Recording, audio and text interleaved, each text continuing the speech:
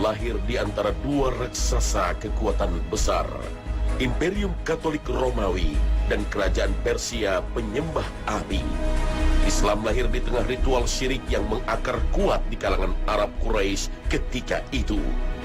Islam lahir dalam keterasingan tauhid, dan Rasulullah mengabarkan bahwa Islam akan kembali asing sebagaimana pula kelahirannya. Ketika Rasulullah SAW pertama kali diutus sebagai Nabi dan Rasul, sungguh seluruh kota Mekah menolaknya. Seruan dakwah yang beliau sampaikan terasa asing bagi kebanyakan penduduk. Seruan untuk kembali kepada Allah terasa aneh karena akan menggeser budaya menyembah kuburan dan berhala patung. Ajakan bertauhid kepada penduduk Mekah membuat mereka gusar, karena selain akan menggeser budaya lokal, juga akan mematikan mata pencaharian para dukun dan pembuat patung. Tidak jarang Rasulullah dan para sahabat yang masih sedikit itu mendapatkan perlakuan kasar dari mayoritas penduduk. Beruntung Rasulullah didampingi oleh Abu Bakar, Umar bin Khattab, Utsman bin Affan, dan Ali bin Abi Thalib yang setia mengawal lahirnya Islam sampai akhir. Islam kemudian berjalan generasi demi generasi, tak luput dari upaya pembelokan keyakinan yang dimilikinya. Sedikit demi sedikit ajaran Islam kian pudar di kalangan umat manusia. Dari hari ke hari, kebanyakan manusia seakan tidak mengerti apa itu Islam. Islam dirasa sadis, Islam dekat dengan teror, Islam anti kebebasan. Ujungnya adalah Islamofobia, takut akan Islam. Inilah akhir zaman, di mana semua firman Allah terbukti dan menghantam logika kita. Orang-orang Yahudi dan Nasrani tidak akan senang kepadamu hingga kamu mengikuti agama mereka. Katakanlah, sesungguhnya petunjuk Allah itulah petunjuk yang benar. Dan sesungguhnya jika kamu mengikuti kemauan mereka setelah pengetahuan datang kepadamu, maka Allah tidak lagi menjadi pelindung dan penolong bagimu. Al-Quran, Surah Al-Baqarah, ayat 120. Genggam erat agama ini dengan kuat.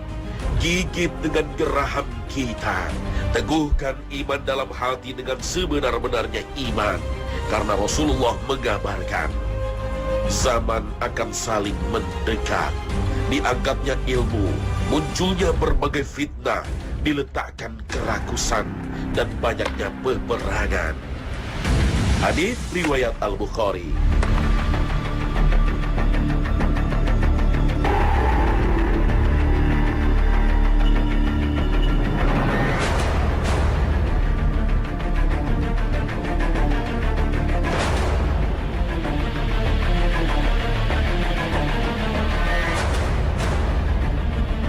Assalamualaikum warahmatullahi wabarakatuh.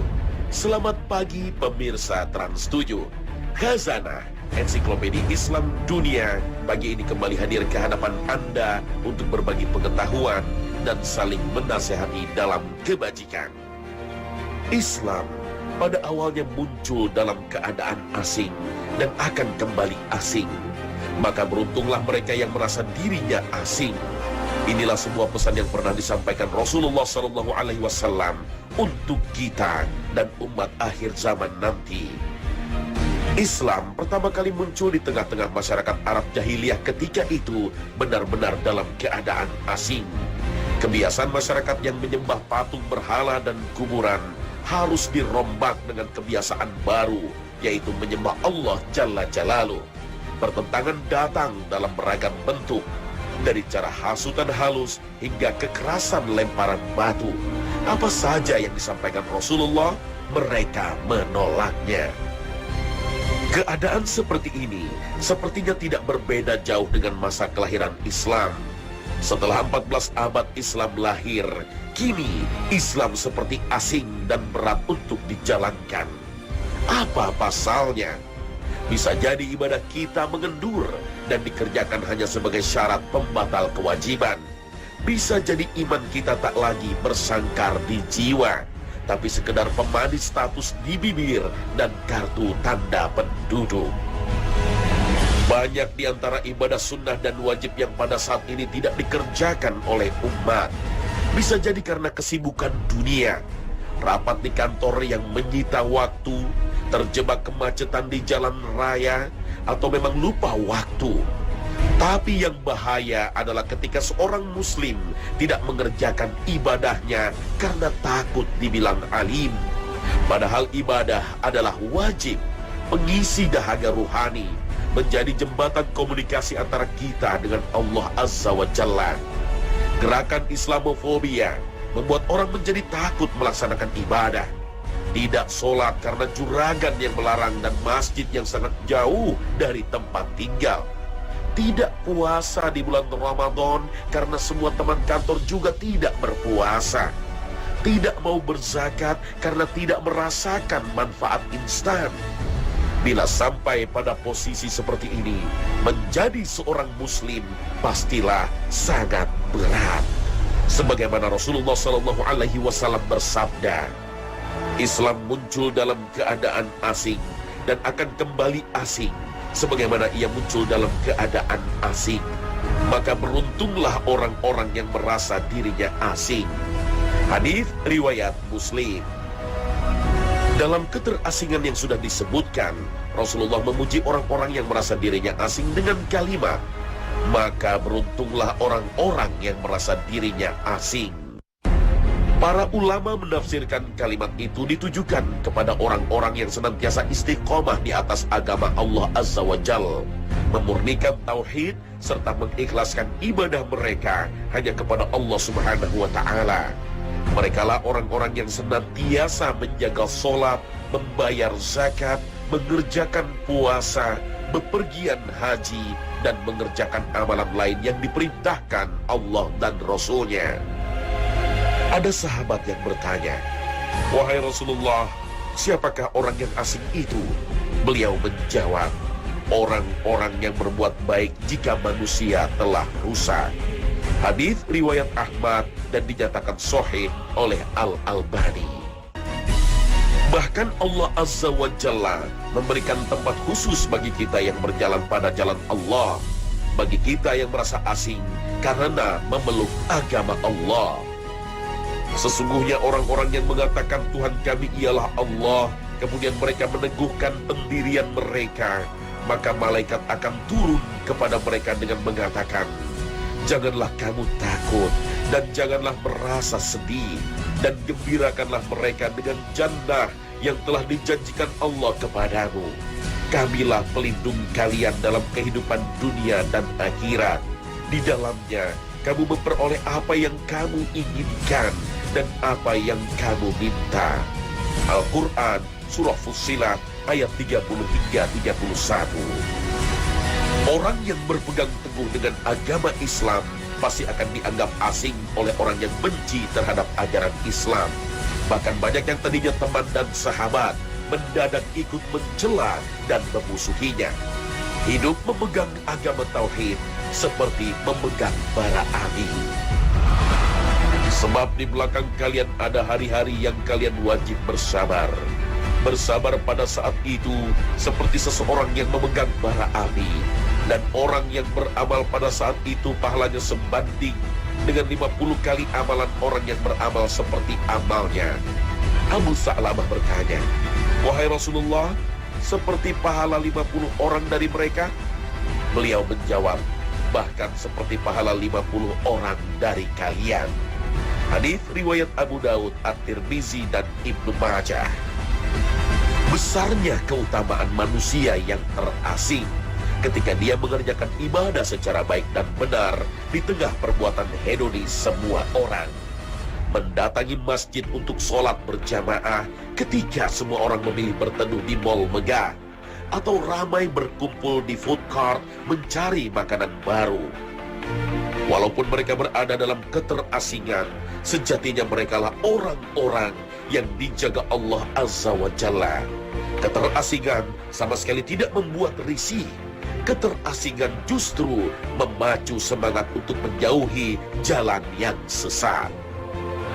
وَإِن تُطِعْ أَكْثَرَ مَن فِي الْأَرْضِ يُضِلُّوكَ عَن سَبِيلِ اللَّهِ إِن يَتَّبِعُونَ إِلَّا الظَّنَّ وَإِنْ هُمْ إِلَّا يَخْرُصُونَ.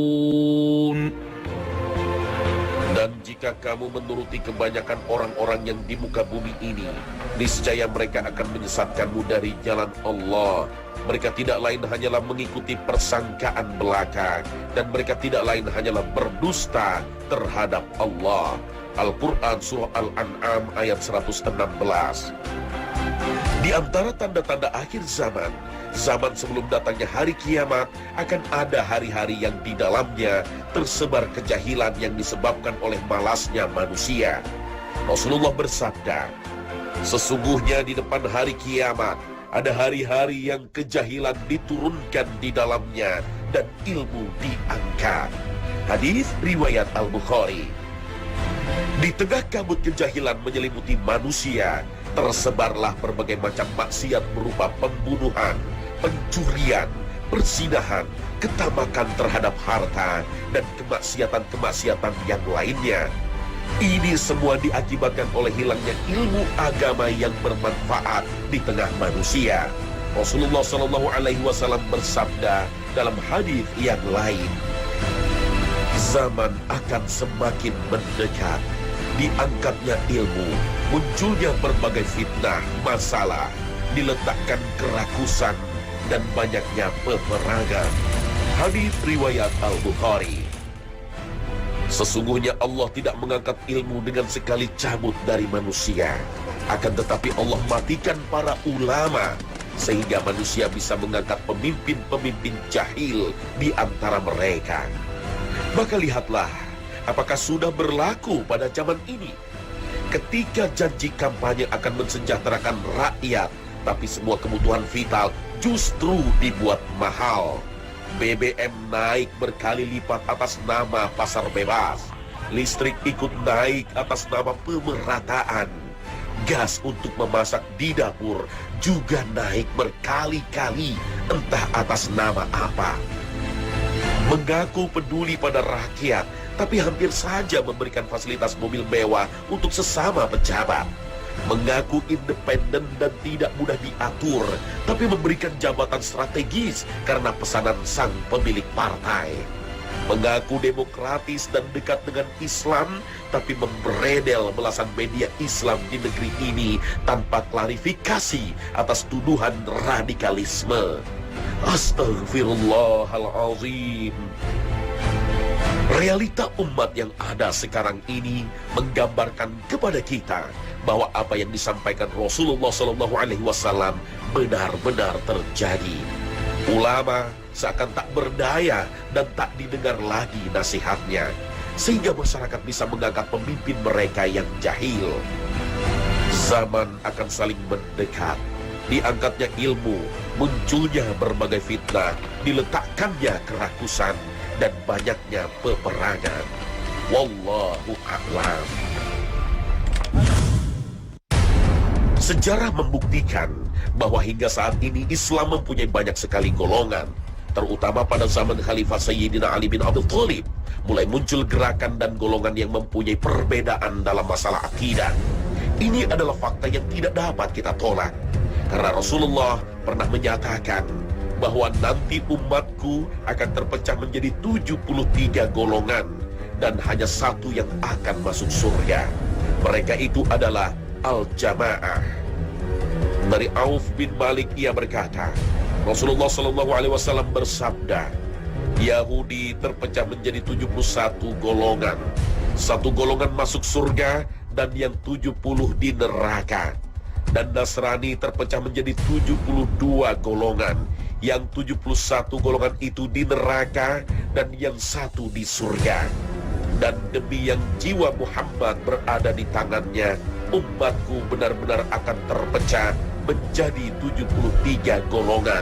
yang satu di surga dan yang 72 golongan di neraka. Ditanyakan kepada beliau, siapakah mereka satu golongan yang masuk surga itu, wahai Rasulullah? Beliau menjawab, Al-Jamaah. Hadis riwayat Ibnu Majah. Berdasarkan hadis ini, ada sebuah kesimpulan hukum bahwa semua golongan yang ada akan masuk neraka kecuali satu golongan, yaitu Al-Jamaah. Jumhur ulama sepakat bahwa yang dimaksud dengan Al-Jamaah adalah orang-orang yang senantiasa berkumpul dengan para ulama dalam mengamalkan syariat Islam. Umat yang tidak keluar dari koridor Al-Quran dan As-Sunnah yang sahih, serta apa saja yang dianggap baik dan dilakukan oleh seluruh sahabat tanpa kecuali.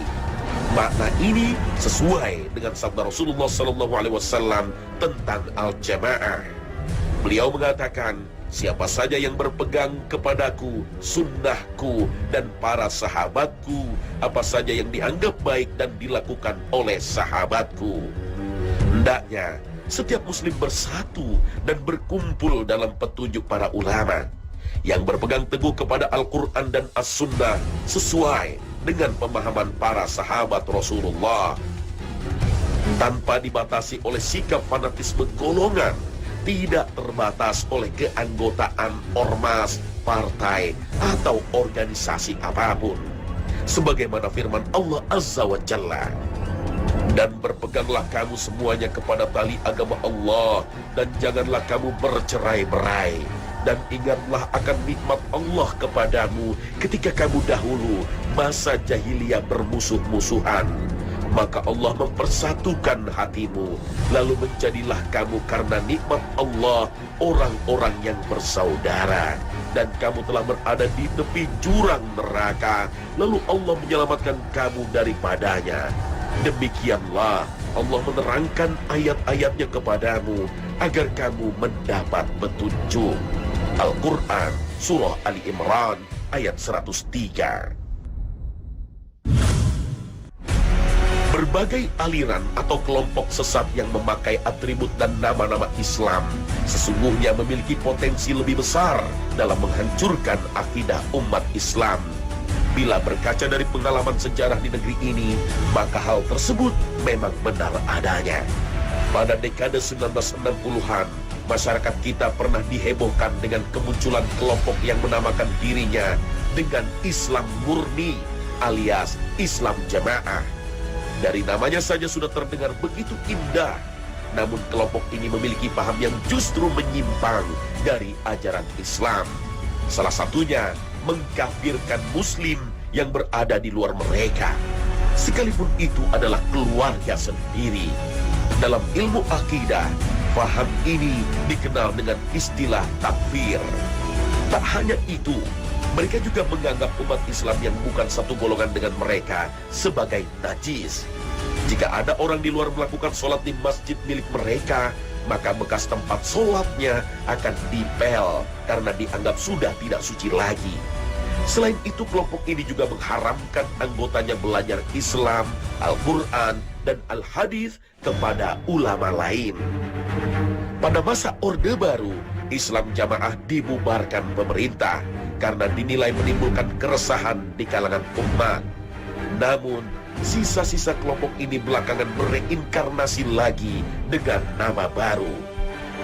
Majelis Ulama Indonesia (MUI) mengeluarkan sebuah keputusan bahwa suatu paham atau aliran keagamaan yang memakai atribut Islam dapat dinyatakan sesat apabila mereka melanggar kaidah-kaidah syariah yang telah disepakati oleh para ulama.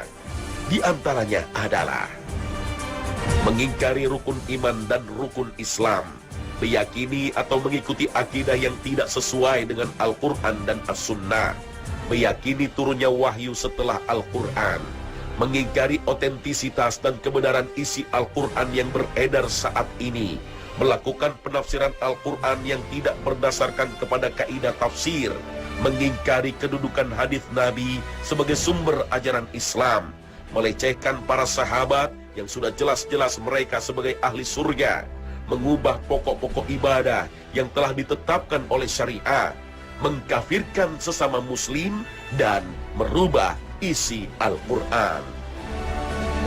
Ajaib memang pemahaman berbagai kelompok Islam masa kini. Ada gerakan pluralisme agama atau jaringan Islam liberal yang juga hampir sama. Pemahaman yang menyamakan semua agama sama. Islam sama saja dengan Yahudi, Nasrani, Konghucu, Buddha, dan lainnya. Gerakan aliran ini tidak mengakui adanya hukum Tuhan yang dianggapnya tidak berperi kemanusiaan. Perintah syariat berhijab, kisos, hudud, dan sebagainya itu tidak perlu diikuti. Bahkan boleh menikah antar agama. Bir atau minuman keras yang mengandung alkohol bisa saja halal melihat situasi.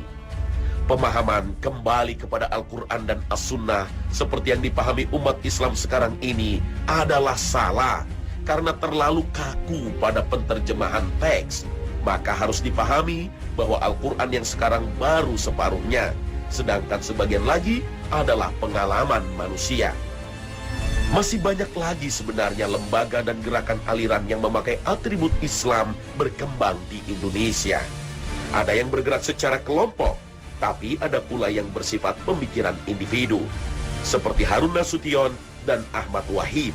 Kedua tokoh ini nyaris sama dalam masalah pemikiran dan pemahaman keagamaannya. Harun Nasution pernah mengatakan bahwa semua agama pada dasarnya adalah sama, sedangkan Ahmad Wahid pernah menerbitkan buku Pergolakan Pemikiran Islam dan pernah membuat sebuah statement yang menggemparkan. Dia mengatakan, seandainya Muhammad tidak ada, maka wahyu dari Allah akan turun kepada Karl Marx dan Friedrich Engels karena mereka lebih hebat dari utusan Tuhan lainnya.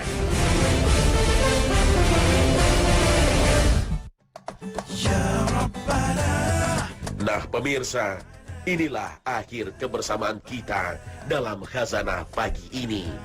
Semoga dengan tayangan ini kita bisa lebih waspada akan bahaya sebuah pemikiran yang mengaku dan mengatasnamakan Islam. Padahal pada hakikatnya mereka ingin menghancurkan Islam.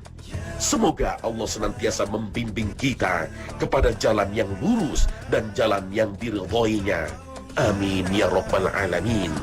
Terima kasih atas perhatian Anda dan wassalamualaikum warahmatullahi wabarakatuh.